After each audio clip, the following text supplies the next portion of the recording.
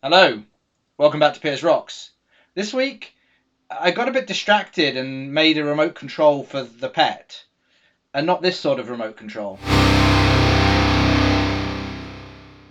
The sort of remote control I'm talking about is one that lets me download code to the pet from my PC and execute it remotely. We'll take a look at it working. I don't have any disk drive hooked up to this pet. I have it connected directly to my Linux PC using this XUM1541 or ZoomFloppy device.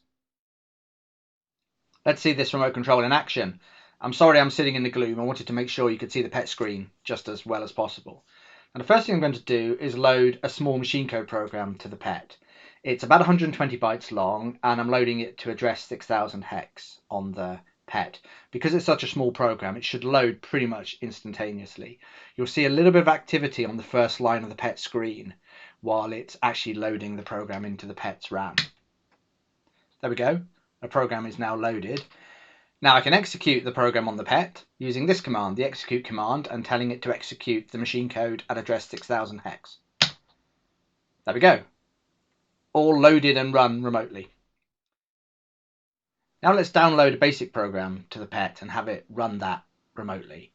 So this basic program that I'm loading is about 6K in size. It would take about 8 seconds to load from an IEEE-488 floppy disk drive. It'll take about 2 seconds to download to the pet this way. And you'll notice I'm not specifying a load address for this program. That's because it's a PRG file. The first 2 bytes are the address to load it into. So that's where it's going to end up on the pet. So we'll send that over. That's now copied to the pet. And I can run it just like this. There we go, the basic program is now running. Now let's try it with a program that I didn't write. This is the performance test from a 2031 disk drive. So I'll load that onto the pet now. Should be there. And I can run it. Now, I do actually now have a 2031 attached to my pet. It's configured as the standard device 8, so this program should now work. And you can hear it's accessing the 2031 disk drive and it's busy formatting the disk. So how does this work? Well, at its heart, I'm just using the IEEE-488 bus, which is the same bus that the PET uses to communicate with disk drives. And to help explain a little bit of background on IEEE-488, I'm going to use this PET and the IEEE-488 bus GPIB book, which I'm lucky enough to have a physical copy of, and this has been really helpful in understanding how IEEE-488 works and some of the PET specific support for IEEE-488. So this diagram explains the basics of IEEE-488, and you typically have a controller sitting on the IEEE-488 bus, and that's normally your PET, and then you have a bunch of different devices connected to the bus, and the controller's in charge, hence the name. And to start talking to a particular device, the controller has to first get the attention of all the devices on the bus and identify the correct device to talk to. And the way communication happens is with a bunch of different lines on the bus. So this diagram shows us all of the relevant lines on the IEEE-488 bus. We have a whole bunch of data lines. This is a parallel bus, so it supports up to 8 bits of information being transmitted at any one time. And then we have a whole bunch of different control lines that are involved. To get the attention of all the devices on the bus so the controller can actually talk to the devices, identify the right device that it wants to communicate with, it uses the attention line. And in IEEE-488, all of the lines are asserted by pulling them low. So asserting a line, getting attention of devices, the controller pulls the attention line low. And then communication happens using the data available, not ready for data, and no data accepted lines in conjunction with the data bus lines and the EOI lines. So let's take a look on the PET schematic at how this is implemented. So here's the first page of the schematic of the PET implementation of IEEE-488. So this is the IEEE-488 connector on the right hand side, and we've got the digital input-output lines, the 8-bit parallel bus lines here. And then we have the control lines coming in here. And we can see there are actually two attention lines that go towards the PET. The main one that's used typically by the PET when it's operating as a controller is this attention out, and that allows the PET to get the attention of every device on the bus. For my implementation, I've actually reversed things, and I've implemented the PET as a device. So it's essentially sitting there like a disk drive or a printer waiting for commands from a separate controller. The XUM1541, which is plugged into my PC using Linux, that's acting as the controller on the bus. Therefore, on the PET, I have to receive the attention line rather than send or assert the attention line. I have to receive the state of the attention line. Fortunately, when Commodore designed the PET, they did actually allow the hardware to detect when the attention line is pulled low. We can see that this connects through to a 6520 PIA chip, and this has the ability on the CA1 and 2 and CB1 and 2 lines to trigger an interrupt to the CPU when those lines move in a particular direction. Because attention is asserted on IEEE-488 by going low, then I'm registering with 6520 for an interrupt to be fired to the CPU when that particular line goes low. And then my program is registering itself as the main hardware interrupt handler within the PET and getting called when that line gets pulled low. And then all of the other IEEE-488 communications, the handshake for transmitting data, I've implemented that from the device side on the PET, and that's being driven by the XUM1541 as the controller on the PC side. The eagle-eyed amongst you will have noticed that before I ran my commands to transmit data to the PET, there was a sneaky sys command sitting on the console, sys36864. That was me actually loading my program and registering my interrupt handler and configuring the PIA chip to actually trigger an interrupt on that attention line going low. Now, there are actually a couple of limitations with implementing an IEEE-488 device on the Commodore PET. The first of those is actually related to this attention line and attention in. While we can trigger an interrupt based on the attention line moving in a particular direction, we can't actually query the status of that line on the PIA chip. We can query the status of the port A and port B lines, but not CA1, CA2, CB1 and CB2. That means it's slightly tricky in our program to detect whether the attention line is still held low or has been released.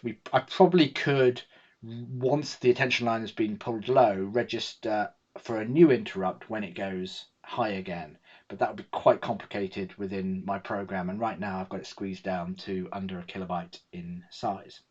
The other issue is related to the IFC line, and this is only a minor issue. The IFC line stands for interface clear, and it's essentially a reset line for the IEEE-488 bus. The way that's connected on the PET is the main reset line on the PET is actually connected in one direction out to the IFC line on the IEEE-488 bus. That's why when you turn your PET off or turn it on, all your disk drives and your printers and anything else connected via IEEE-488 reset, because the PET is pulling that line low, and that's pulling the IFC line low on the bus, which is resetting all the IEEE-488 devices. Now, strictly speaking, because I've got the PET operating in device mode, it should reset when the IFC line gets pulled low by my controller, by the XUM1541. But you can see on this schematic, there is no way to do that because the IFC line can't get past this buffer, UD15. As I say, it's a very minor issue, doesn't really impair the program at all.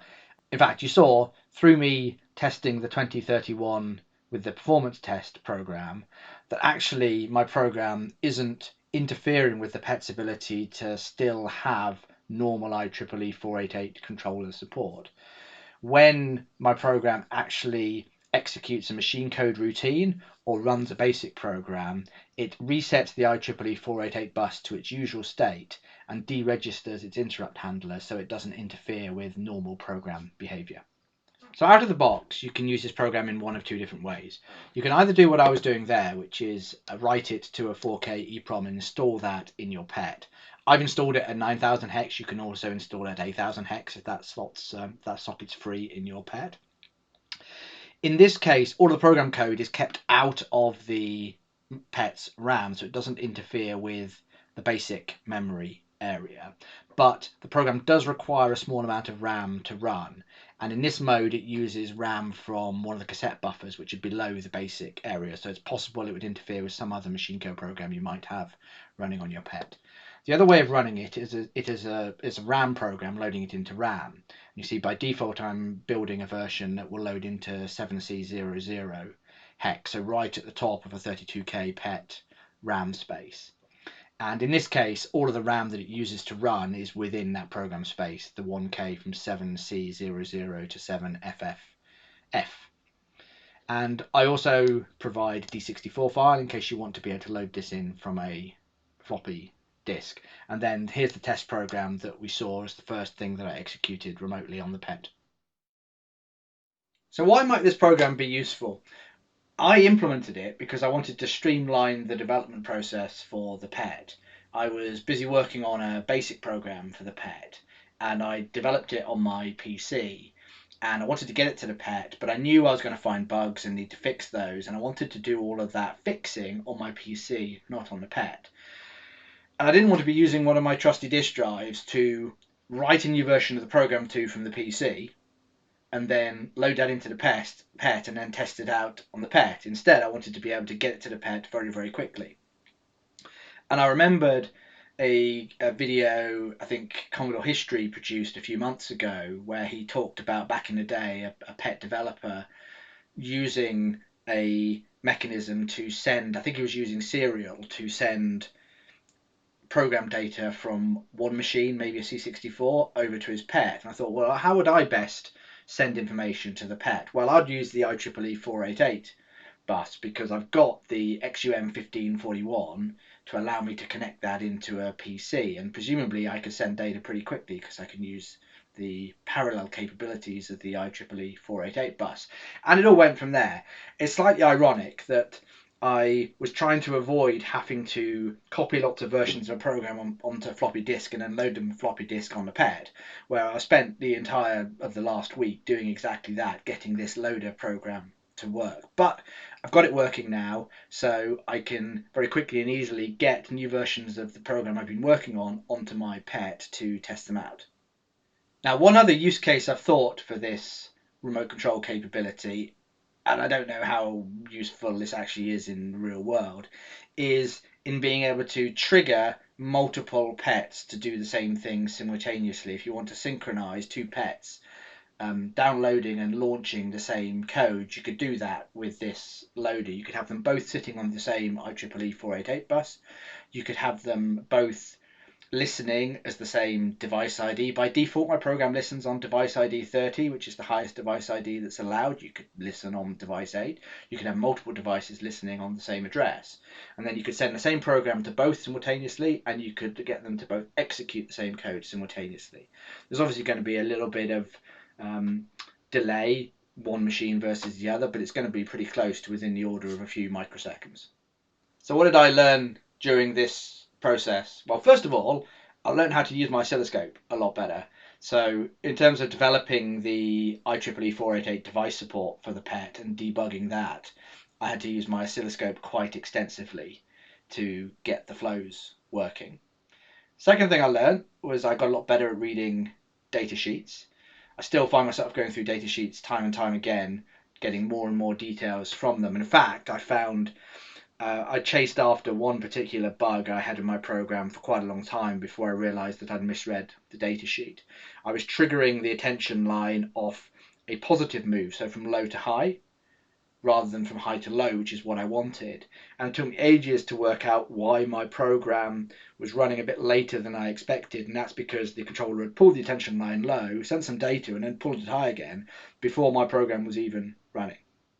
And then thirdly, I've learned an awful lot about the PET, its hardware internals, through poring through the various schematics, both for the IEEE-488 bus and for the ROM side of things, so I could install my own ROM, and also the PET kernel and basic ROMs. I've had to dig into those quite extensively to get my program working, both to play nicely with the standard system interrupt handlers, also to get basic programs running remotely. That was quite complicated.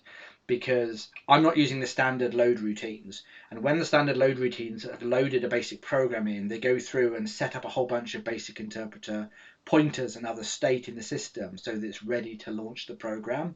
I'm not going through that standard load routine, so before I run the basic program, I have to go through and do a similar set of processing. I hope you found this video interesting and useful. If you did, please consider sharing it with a friend. Until next time, rock on.